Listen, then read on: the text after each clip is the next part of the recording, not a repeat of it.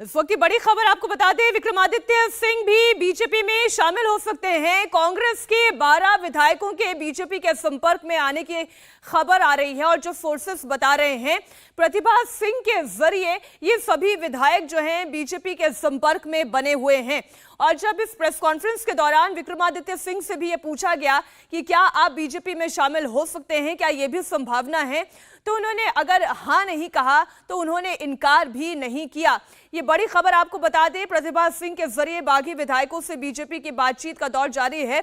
और अगर हर्ष महाजन का कल का स्टेटमेंट मैं आपको याद दिलाऊं, तब उन्होंने भी ये कहा था कि अगर मैं ये राज्यसभा का चुनाव जीतता हूं तो मानकर चलिए कि हिमाचल प्रदेश में सरकार का तख्ता पलट होना तय है।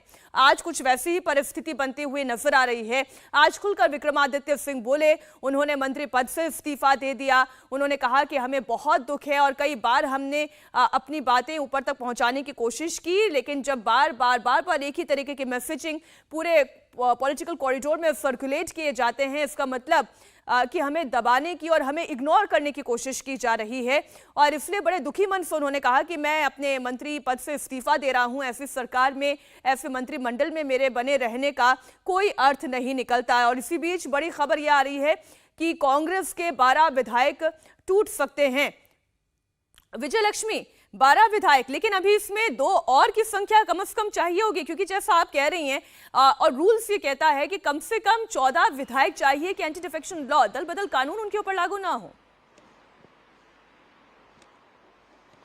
बिल्कुल, देखिए, और एंटी डिफेक्शन लॉ जब लागू नहीं होगा उसी स्थिति में जो है सरकार हिमाचल प्रदेश की गिरेगी। वरना अगर 14 से कम का आंकड़ा दूसरी पार्टी में जाता है तो ऐसे में तमाम जो एमएलएज हैं उनको स्पीकर के पास पावर है कि वो फ्लोर ऑफ द हाउस पे उन्हें डिस्क्वालीफाई कर दे। ऐसे में वो लोग ऐसे में वो तमाम विधायक जो डिस्क्वालीफाई हो जाएंगे वो वोट नहीं कर पाएंगे। इसलिए ये बेहद जरूरी है कि आंकड़ा जो है वो 14 विधायकों का हो, तभी कांग्रेस की सरकार जो है वहां खतरे में आएगी। और इसलिए जो भी लोग बीजेपी के संपर्क में हैं, सूत्र कह रहे हैं कि प्रतिभा सिंह जो है वो बीजेपी जा सकती हैं। अगर ऐसा होता है तो उनको कम से कम 14 विधायक ऐसे होंगे जिनके साथ उनको चाहिए होगा कि उनके साथ हो, तभी बीजेपी की सरकार जो है वहां पर, तभी कांग्रेस की सरकार जो है वहां पर गिराई जा सकती है। क्योंकि अगर आंकड़ा 1/3 से कम का होगा तो ऐसे में बड़ी मुश्किल होगी कि वहां पर कांग्रेस की सरकार को गिरा करके किसी नई सरकार को बनाया जा सके। अब जुगत यही लगी है कि किस तरह से इस आंकड़े को 14 तक लेकर के जाया जाए। और बातचीत शायद जो बातचीत कांग्रेस के, क्योंकि वहां पर पर्यवेक्षक भी गए हुए हैं, डीके शिवकुमार, भूपेंद्र हुड्डा, जो लगातार तमाम एमएलए से बातचीत कर रहे हैं। अब क्योंकि ये एमएलए की एक ही मांग है कि नेतृत्व परिवर्तन कर दिया जाए, तो मुझे लगता है कि कांग्रेस नेतृत्व जरूर इस बात पर विचार कर रहा होगा कि नेतृत्व परिवर्तन जो है राज्य में कर दिया जाए। और इसको लेकर रायशुमारी जरूर जो है वो तमाम विधायकों से हो रही होगी। और कांग्रेस को अगर हिमाचल में अपनी सरकार बनानी है तो उसे मुख्यमंत्री को बदलना ही पड़ेगा। या तो सरकार जाएगी या फिर मुख्यमंत्री को जाना होगा। अब देखना होगा कि कांग्रेस पार्टी का शीर्ष नेतृत्व क्या करता है। अगर हम पॉसिबल चेहरों की बात करें तो वो पॉसिबल चेहरा कौन है? अगर सुखू को हटाया जाता है तो फिर किसे कमान सौंपी जा सकती है?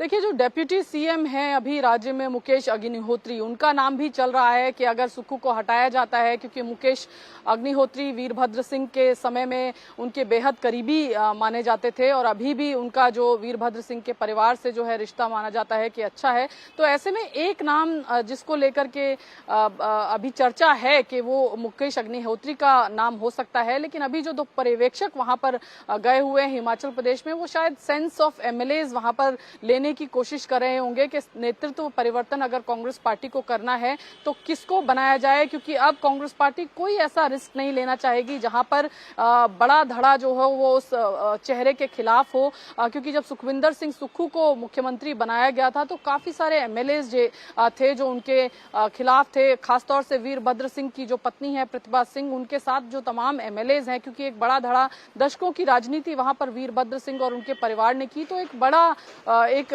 काफी सारे विधायक हैं जो उनके साथ हैं, जिन्होंने उनके साथ पॉलिटिक्स की, और जब सुक्खू को भी मुख्यमंत्री बनाया गया तो ये धड़ा जो है ये प्रतिभा सिंह के साथ जो है ये गुट जो है विधायकों का प्रतिभा सिंह के साथ खड़ा नजर आया था। लेकिन अब क्योंकि सुखविंदर सिंह सुक्खू के खिलाफ एक तरीके से खुली बगावत इन 6 एमएलएज ने कर दी है, क्रॉस वोटिंग करके विक्रमादित्य सिंह ने भी इस्तीफा देकर के जाहिर कर दिया है कांग्रेस आला कमान पर पूरी तरह से दबाव बनाने की ये कोशिश है कि अगर मुख्यमंत्री सुक्खू को नहीं बदला गया तो कांग्रेस पार्टी के बड़े सारे विधायक जो हैं वो बीजेपी में जा सकते हैं, और ऐसे में सरकार को जो है वो खतरा वहां पर हो सकता है।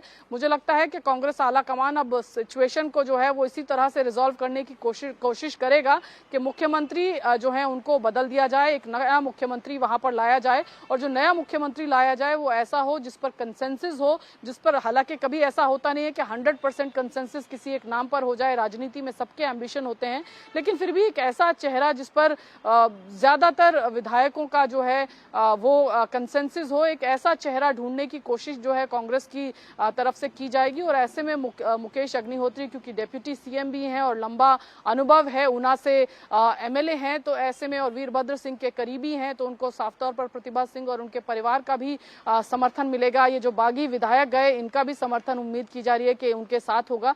ऐसे में उनके नाम की चर्चा जरूर है, लेकिन देखना होगा कि क्या इसी नाम पर कांग्रेस पार्टी भी चर्चा करेगी, और अगर नेतृत्व परिवर्तन होता है तो क्या इन्हें राज्य का अगला मुख्यमंत्री बनाएगी।